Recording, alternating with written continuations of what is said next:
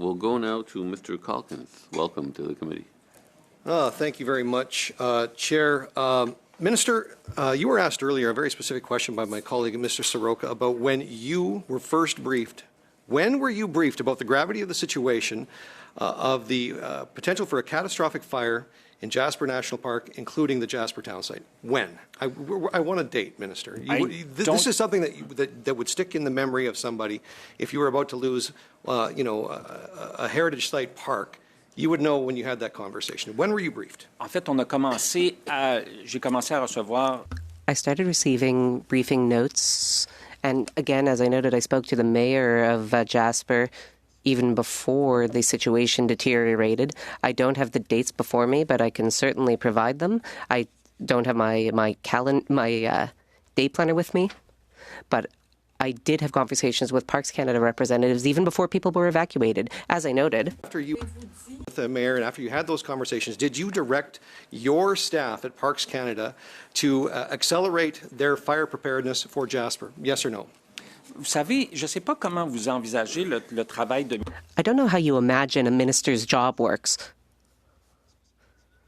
And I don't know if you'll understand my answer, but it is not the minister's job to micromanage 4,000 Parks Canada employees and tell them how to do their jobs. I'm not a forest fire expert. It comes from the top, Minister. The tone comes from the top. Hey, please, the tone comes from the top, Minister. I know very well how it works, Minister, because while you were planning your next escapade to jump off of the CN Tower Point of order, Mr. Chair. on the Premier's house, I was Point of order, Mr. Chair. In Jasper I'm stopping the time. I was there on the ground. Point of order, Mr. Chair. I'm stopping the time. I mean, this is going south. Point of order, Mr. Chair. Yes, Mr. Vancouver. Thank you, Mr. Chair. The Conservatives do not own outrage and anger at what happened this summer. And for the Conservatives to come here and berate the minister I don't in want this to get fashion into, is disrespectful, No, particularly, I if I could finish, particularly because we have Mr. Shepherd here. Mr. Vancouver, I don't care what the debate is, who's saying what, really. I just want to keep it, civil and respectful on topic.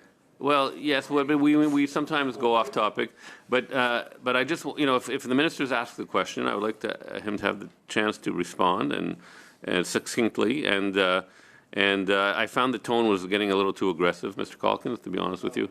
But anyway, well, let's start again. Well, we could debate that till the cows come home, I'm sure. But let's start over. We're not going to start over. We're going to resume the clock, and we'll see how it goes. Okay.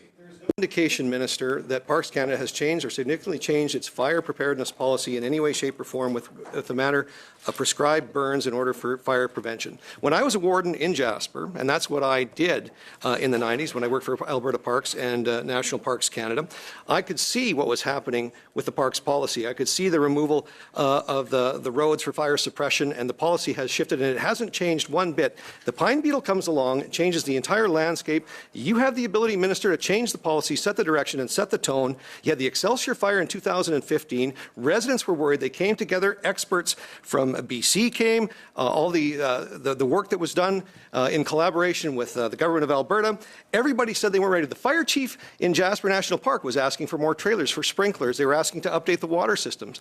They were asking the residents, 200 of them came to a town hall in the fire hall, asking to remove that deadfall. You claim that you've spent millions and millions of dollars and you've only removed a couple of hectares of this stuff. This is dead standing pine. It's the driest, most easily burnable, hot burning wood that there is. And you've done nothing. There is nothing here. But I do have this.